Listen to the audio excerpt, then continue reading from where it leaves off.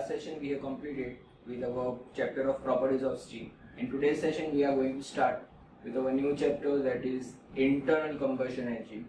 This is Faizan Kagdi and I welcome you all to our lecture series of basic mechanical engineering. So let's begin with our chapter.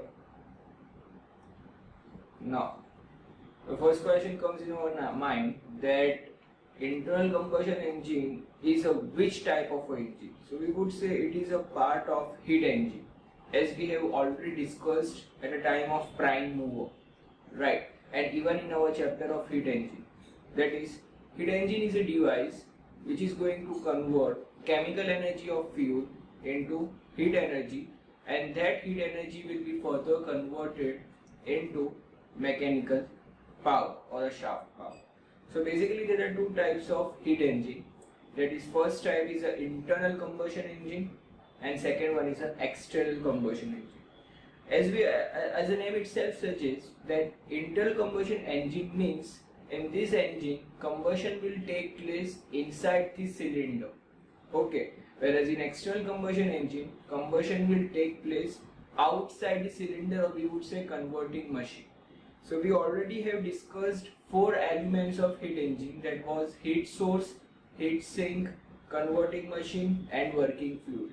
So taking case of IC engine, in IC engine heat source will be petrol or diesel. Okay, heat sink, that is hot gases will be rejected in surrounding atmosphere, so it will be atmosphere. Heat sink will be atmosphere. Then working fluid. So as we know the definition of working fluid, that is a one which possesses heat energy, okay, and which is going to provide its heat energy to a converting machine. So in case of IC engine, working fluid will be product of combustion. That is, when at the end of compression stroke, when a spark is given, so because of it fuel will get ignited and hot gases will be generated, that is going to exert a pressure on a piston, right? So in that case working fluid that possesses heat energy is a product of combustion in case of IC engine, and converting machine will be combination or assembly of piston, connecting rod, crank. Okay, so indirectly we can say that converting machine will be our cylinder, piston cylinder arrangement. Whereas in case of external combustion engine, if we take a case of a heat source, then it will be coal. Okay, we know the diagram, or we have already studied the flow diagram of external combustion engine during our chapter of heat engine, that is in Rankine cycle.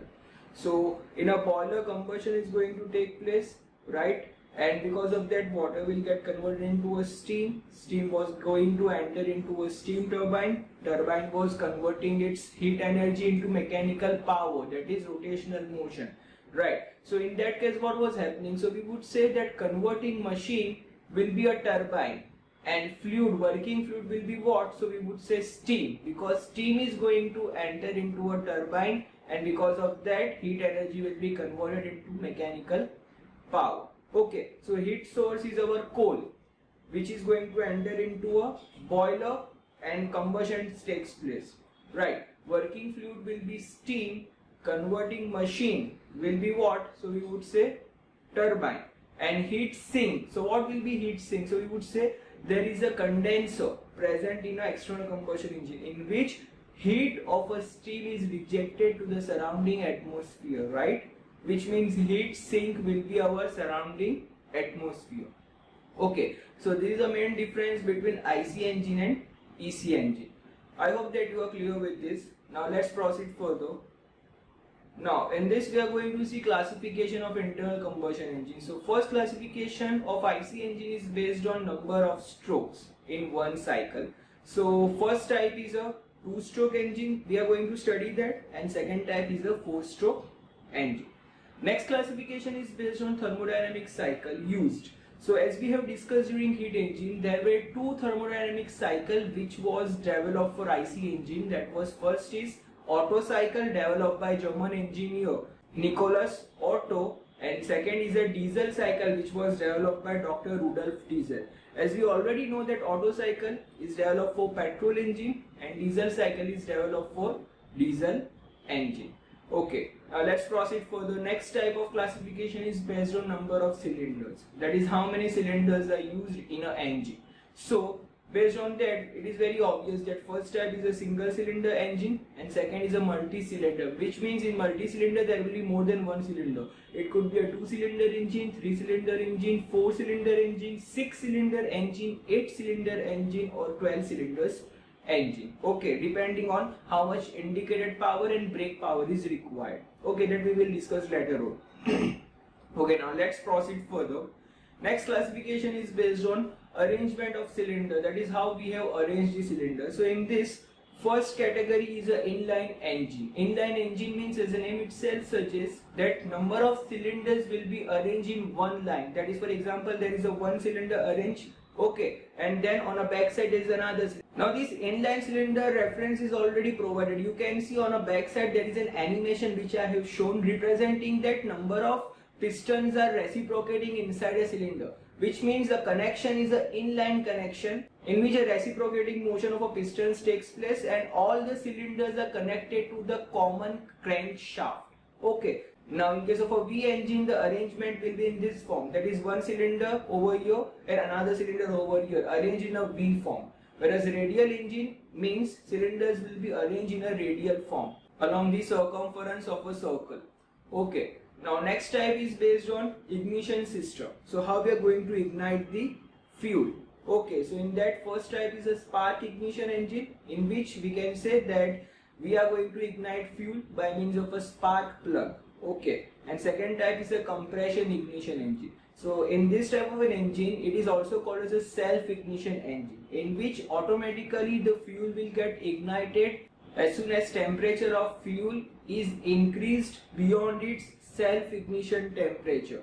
Okay, that is what is self-ignition temperature, that we will discuss during our diesel engine. Okay, you will get more clear idea about that. So two types of engines based on ignition: spark ignition engine and compression ignition engine. Now next type of is based on cooling system. That is how we are going to cool the engine. As we know that 4 strokes are present actually in an engine: suction stroke, compression stroke, power stroke and exhaust stroke. So during a power stroke, combustion takes place, which means high amount of heat energy will be generated, right? So it is required to cool down the engine. So for that, cooling system is required for rejecting heat energy from a cylinder to the surrounding atmosphere. For that we can use either of this type. That is, first is a water cooled engine and second is a air cooled engine. So in two-wheelers, specifically in mopeds or scooters, for example Activa, Access, in all these engines we would say that we are cooling the engine by means of surrounding atmospheric air, which means the arrangement is called a air-cooled engine. Whereas in our four-wheelers, specifically cars, buses and trucks, we are using water for cooling the engine, hence it is called water-cooled engine. Okay, now let's proceed further. Next we need to see construction of internal combustion engine. Now as you can see on your screen that even animation is a representation of inline cylinder engine. Okay, and multiple cylinders are arranged in one line. So it is also called as a multi-cylinder and multi-inline cylinder engine. So now let's see the first part of our engine, that is a cylinder. So we would say that a cylinder of IC engine has to withstand very high pressure, nearly a pressure up to 70 bar. And a high temperature up to 250 degrees Celsius, which is generated during a power stroke, right? So it has to be made of such a material that has a very high ultimate strength. Okay, that is basically made up of a cast iron or alloy steel. Okay, now next part, that is our cylinder head. Now the function of cylinder head is to seal top of a cylinder, and also it provides a space for two types of a valve, that is our inlet valve and exhaust valve. Okay, that is both inlet and exhaust valve are connected to our cylinder head. Okay, now next part, that is our piston. So what is the purpose of a piston? So piston is going to perform a reciprocating motion, or even we can say a linear motion. Its target is to transmit heat energy of a working fluid to our connecting rod, and from a connecting rod finally to the crankshaft, which means piston has to withstand high temperature and high pressure during a power stroke. Okay, so it is made up of again we would say cast steel and aluminium alloy, since it is required high strength. Okay, otherwise if a high strength is not provided or if it is not made of such material, then there are chances that wear and tear of piston can take place, and because of that it can worn out very soon. Okay, so it has to be made of such material, cast steel and aluminium. Now let's see our next part. The next part is piston rings. Now on a circumference of a piston there will be grooves provided. Okay, and within that grooves we are going to place a piston rings. Two types of rings are specifically provided. First type is called a compression ring and second type is called a oil control ring. So the function of compression ring is to provide an airtight seal between piston and cylinder so that there is no chance of space between piston and cylinder. Otherwise, if ring is not provided, then there are chances that whatever work which is taking place on the top side of a piston, that is a fuel, can transfer on a bottom side of a piston, which can lead to a leakage of fuel. Right. So it is not required. That for that purpose, airtight seal is required, and that task is performed by compression ring. Similarly, oil control ring is provided. So as the name itself suggests, that the function of oil control ring is to provide a lubricating oil between piston and cylinder. Remember that. As we know that we are using engine oil, right? So what is the purpose of that? So basically we are using that to reduce friction between piston and cylinder. And that engine oil is provided between piston and cylinder by means of oil control ring, right? So this is the purpose of our oil control ring. It is also one type of a piston ring. So remember, there are two types of a piston ring. First is a compression ring and second type is called a oil control ring. Now next is a piston pin. So as the name itself suggests, piston pin is going to connect piston with a connecting rod. Okay, there is a connection is provided by means of it, and it is made from a hardened steel in shape of a spindle.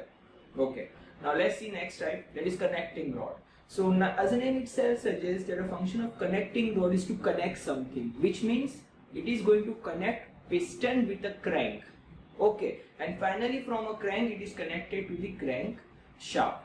It is going to perform oscillatory motion, that is a motion in this form, you can see. Okay, so when a piston is going to move in a downward direction, so connecting rod, force will be exerted by a piston on a connecting rod, so it will move in a downward side. Then in this form, again it's going to move in the upward side when the piston is going to move on a top side. Right, so in this form we can say that it is going to perform an oscillatory motion and transferring linear motion of a piston and converting it into a rotary motion of a crank shaft. Okay. Next is crank and crankshaft. So crank is an integral part of a crankshaft. Crank and crankshaft are steel formed and machined to a smooth finish. Okay. Basically the purpose of crankshaft is to transmit a mechanical power or a rotational motion to our wheels, automobile wheels. Okay. Now let's see further. Next is a crankcase. So crankcase is basically a housing of crank and crankshaft. So it is obvious, right, that we need to cover crankshaft and crank. So how it is going to be covered? So it will be covered by means of a crankcase. It is a main bearing. It is going to cover the entire arrangement. Remember that. Okay. Next element is flywheel. The function of flywheel is to smooth out cyclic fluctuation or torque developed by the engine during a cycle. So basically flywheel is going to work on a concept of inertia. Okay, inertia means resistance to remain unchanged. That is, when a power stroke is performed, high amount of pressure is generated which is exerted on a piston. If that pressure is directly provided to our wheels by means of a crankshaft, then there are chances that sudden increment in a speed of our vehicle can take place. Right. So when we require to run our vehicle at a speed of, for example, 40 km per hour, and if flywheel is not provided, then what can happen? Then during every power stroke, due to high jerk generated, our speed of a vehicle can be increased to much higher rate. That is, for example, from 40 km to 80 km, and again it will reduce to 40 km. Right? So what has happened? So we would say cyclic fluctuation has taken place. So this can be completely overcome by using this flywheel. So what it is doing, so it is going to store energy during a power stroke and will supply that stored energy during the remaining strokes. That we will discuss further in detail. Okay, now let's see our next type, that is called valves. So the engine has two valves, namely suction valve and exhaust valve. Now these valves are operated by a mechanism that is called a cam mechanism. Okay, and that cams are mounted on a shaft that is called a cam shaft. Okay, now let's move further. Spark plug. It provides a high intensity spark for combustion of fuel and air in a cylinder during in our spark ignition engine. That is basically it is used in our petrol engine. Remember, spark plug is used in a petrol engine. Whereas the next type, that is a carburetor. Again, carburetor will be used in our petrol engine. Its purpose is to mix air and petrol in a fixed proportion. That is a fixed proportion of 60% and 40%. So carburetor is going to take 60% air from a surrounding atmosphere and 40% petrol from our engine tank. Okay, and mix it properly, and then after mixing, that air and petrol mixture will be supplied into a cylinder during our suction stroke. Okay, now let's proceed further. Fuel injector. Now remember, this device will be used in our diesel engine. Okay, it is used to inject atomized diesel fuel into a cylinder at a very high pressure at the end of compression stroke, and because of that, diesel is ignited automatically, and even it is called a compression ignition engine. Okay, let's see our next part. Now next we need to see IC engine terminologies. Okay, so the first term is called top dead center.